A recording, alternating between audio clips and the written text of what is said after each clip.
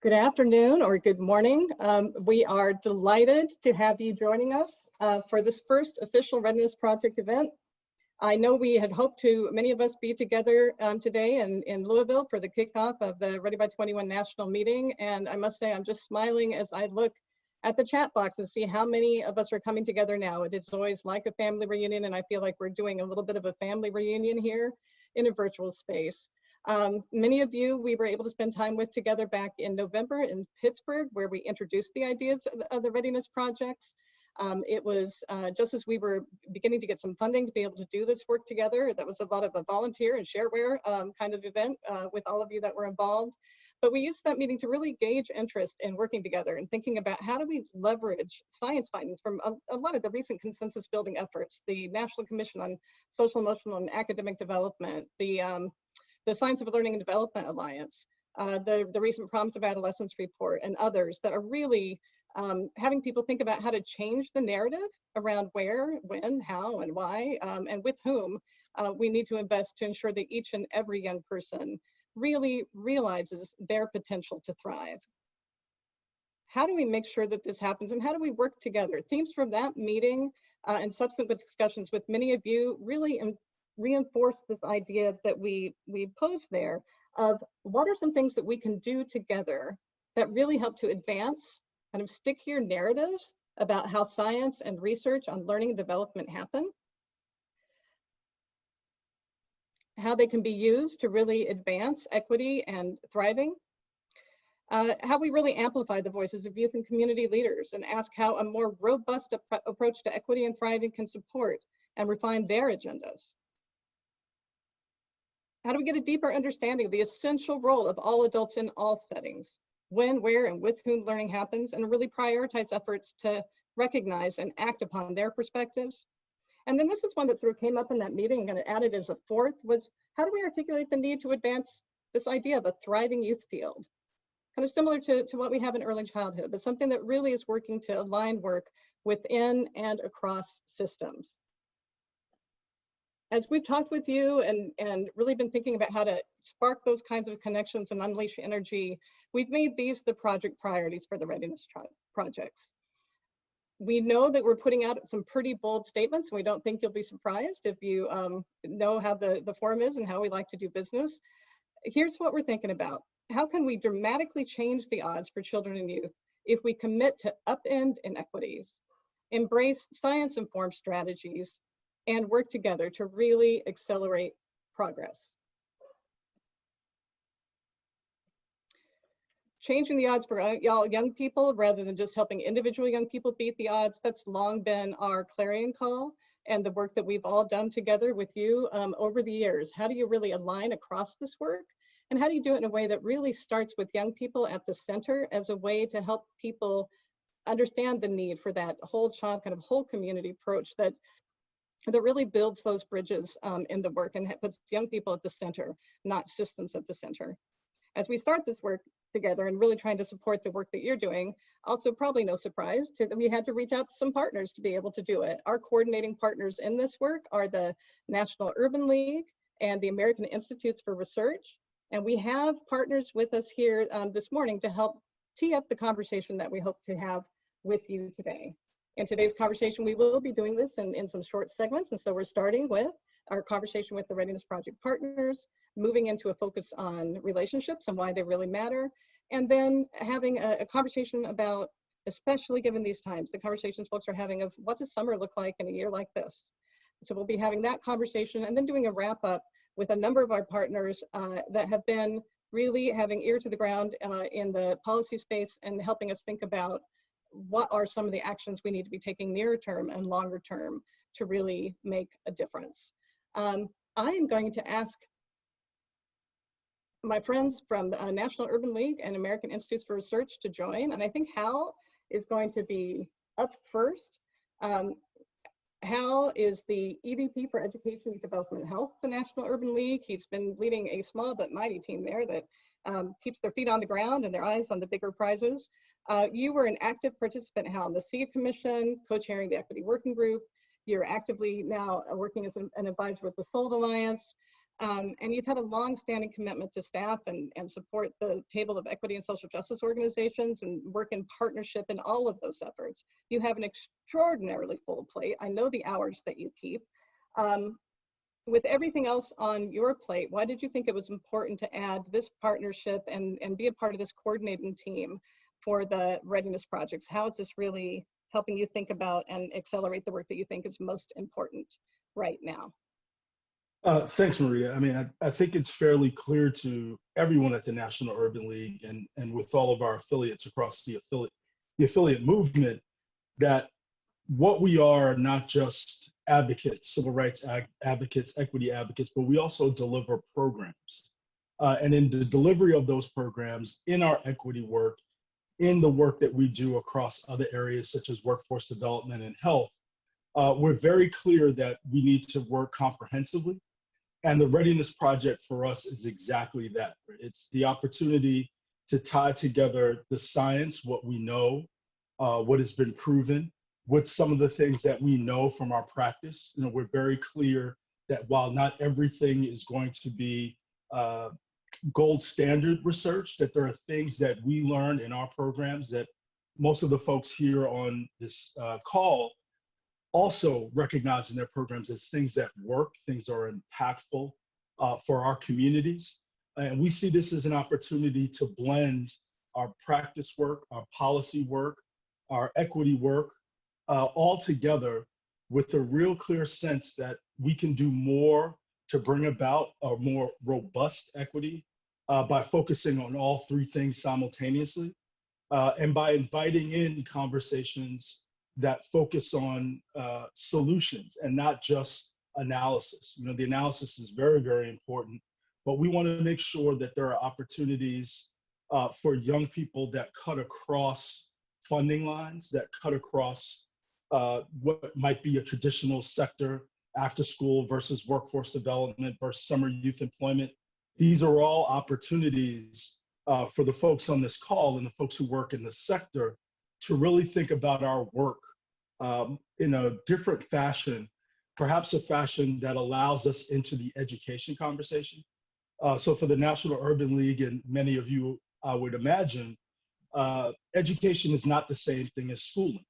So teaching and learning wherever it takes place is what we're focused on, including the adult learning, the people that work most closely with young people, the kinds of things we need to do to help prepare those workers, the kinds of things we need to do, support them in process, in addition to the things that we need to do with and alongside young people to build their agency, their thriving, and that we alone are in this sector focused on these kinds of things and can work comprehensively and across these lines, mostly artificial lines, in order to accomplish our work. The last thing I'll say is, you know, we are all spending our time focused on the problems, right? The inequities that affect us now and that have been exacerbated exponentially during this time. However, we mustn't lose sight of the persistent inequities that have remained for decades, unremarked upon and seemingly unremarkable, but devastating in that they have most clearly been understood as part of the normal that we seek to get back to. So there are certain pressure points that have emerged and become starkly clear during this time of the pandemic, but there are underlying things that we believe the Readiness Project can help us address that have been a part of the normal, of the status quo, that we'd like to upend, challenge, and bring about additional quality, equity, and thriving in our work. And if there's ever a time to think about how to upend things, now it's bringing this into such stark relief that we are so glad to be in partnership together with you. I know you were talking about the kind of connections across all of your work in the visual that we have up on the screen right now, in terms of that kind of broader ecosystem and really all the places that young people kind of need to navigate in their daily lives. That piece I've heard you talk about so much is that it really does have to start with a focus on the young people and on the families and communities as the center of this work. I'm wondering as we bring David on. David, you're Vice President and Institute Fellow at AIR. You have been Principal Investigator on numerous national centers. You've recently written one of my favorite books, Creating Safe, Equitable, and Engaging Schools, along with co-authors, including Deb Maroney, who is one of the key leaders of this effort with us. I want to ask you the same question that I asked Hal. With all of the things that you are doing, all the commitments that you currently have, why did you take on another one? Why do you think the Readiness Projects is important, and what kind of role, what kind of gap does it fill for you? Thank you very much for the nice thoughts, Marita. And as we're talking, I'm looking at the slide, and I'm looking at the 4 quadrants. And while in my writing, like the writing that you mentioned, I've been able to try to address in different ways those 4 quadrants. What often happens in the work that we get funded is that it ends up asking us to work in one space and maybe one particular part of that space, when I know that in the lives of young people, their families, and their communities, everything is holistic. People thrive across all environments. They learn across all environments. They experience well-being or ill-being across all environments. And that is everybody, not some people. And I think the Readiness Project offers us an opportunity to do that at a time when we know so much more about how these different pieces come together in terms of adolescent development. And the second reason I would add to why I'm excited about that is that the Readiness Project is situated where it can be informed by multiple pieces of scientific syntheses, all of which are alignable and congruent, but which individually are sometimes seen as silos. And just as young people and the people who support them are not silos, so what we know about how people develop, thrive, is not something that we can compete with between different pieces of work, but we need to find out where there is a rich alignment, and there is one right now, and the Readiness Project can help us address that. That's really helpful. And I think one of the things I've heard you talk about many times, David, is the importance of all experiences in all of the places, all of the time. As you talk about the importance of really grounding this in what we know from the recent findings in science, can you speak to what difference you think that will make to all the adults working in all of those places? Sometimes when people read the science findings about young people, they tend to focus in just on the young person, because we tend to be very individualistic in our society. The science findings really are consistent about the fact that we as people, young people as people, develop in relationship with other people. And just as it's important that adults provide young people with the supports, and adults are able to attune to the needs of young people, so it is that we have to, in the environments that adults work, in the spaces that adults live, we have to provide them with the supports so that they can attune to the needs of young people and help young people thrive, as well as attune to and respond to the people who are their co-workers. And we know that in all times, but we certainly know that right now in the world of COVID-19, where we are so interdependent on each other for emotional as well as intellectual support. The relationships do matter. And thank you, David. You can see again why it's clear why the Forum and National Urban League need the AIR team and your networks.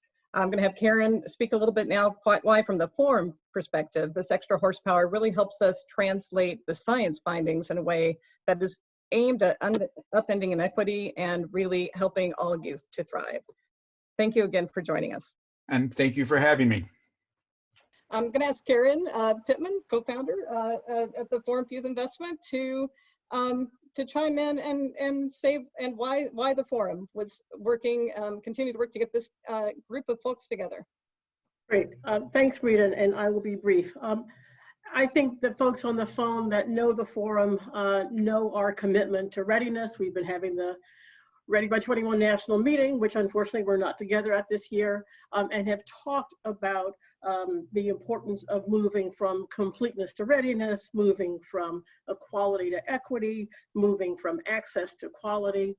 I think the Readiness Projects and the wonderful work that we've been doing in partnership with Hal at the National Urban League and his team, with David and Deb and their team, through both the seed work and now the SOLD Commission, the SOLD Alliance, has really helped us understand that we have to actually take things further to talk about thriving, to talk about robust equity, and come back to really push on this definition of equity, not as a compartmentalized definition, but one that really cuts across all the domains in which young people and adults spend their time, and then to really double down on what we mean by learning and development. So if we can go to that next slide to play with those. When we were with the commission, our focus was really to push in on this idea of where and when learning happens. And I think we were successful, thanks to a lot of you all on this call, at really getting that idea across, that we have to think about all adults in all settings, that the science is compelling us to have a fuller view of the contexts in which young people spend their time, and the power of the relationships that they have with those adults in those contexts and with young adults and peers in those contexts. So we were really fortunate to sort of begin to broaden that conversation to talk about not just how learning happens, but where and when learning happens. But now as we move on to really sort of think about what we can do to upend inequity as a part of this Readiness Projects, working with our coordinating partners, we're really pushing on these ideas, this idea of learning and equity and thriving and how it connects. So let's take a second to just think about how they connect. We can go to the next slide. We've got this idea of not just learning, but transformative learning. And I know a lot of the folks on the phone, Castle and others, are really pushing us beyond how do we talk about making sure young people have social emotional skills and competencies, to how do we make sure that they're using and understand the importance of having those skills and competencies as their way of actually enabling themselves to get towards thriving, to get towards an integrated identity, as Camille Farrington talks about, to get towards this full sense of agency. So as we're bringing in this concept and these ideas about learning and development, we want to make sure that we're pushing us towards a definition of learning that really is youth-centered and youth-empowered. The same is also true on that equity side. We often talk about educational equity or race equity or economic equity. All of those domains are critical for thriving. And so what we see is we have these enablers that need to be kicked in. When we help young people really become sort of full agents of their own learning, we're really helping them move their individual enablers towards being thriving youth. When we help really at the broad societal level address these huge drivers of inequity across our systems, we're also clearing the path for young people to move towards thriving, other things being equal. But the place where we have an opportunity to dig in because of the science of learning and development, the science of adolescence, is to actually connect the two, to connect robust equity to transformative learning by making sure that the settings where young people spend their time are really vibrant, important, supportive, and we're going to go on to talk about that for the rest of the session. So we've been working with and have the fortune of working now with the SOLD Alliance, and in particular with Turnaround for Children. And so this idea of what optimal learning looks like is so important. And those of you who've heard us, any of us over the past year, have heard about the blue wheel. And so we're going to go right into this idea of what does it take to optimize learning and development? And if we can get the blue wheel up on the slide, we see that the idea is that we have to start with positive developmental relationships. That's really where the game changer is. We start there, then we make sure that the environments are filled with safety and belonging, and we check in with young people to make sure that they feel safe in their belonging, because that's not always an assumption. We add in integrated supports. Then we move on through to make sure that we're helping them develop these skills, critical skills, mindsets, and habits through the insertion of rich instructional experiences of all kinds. And so what's really been useful in the couple of, the year plus since the Seed Commission is being a part of a context of folks who are really helping us understand that while focusing in on social and emotional learning and social and emotional skill building is critically important, and is especially important to making sure that's integrated into academics and schools, we have to double down on this idea of starting with relationships, that these are the non-negotiables, and that if the settings where young people spend their time aren't really sort of in the green or in the blue, in this case, in all of these places, we'll have a challenge.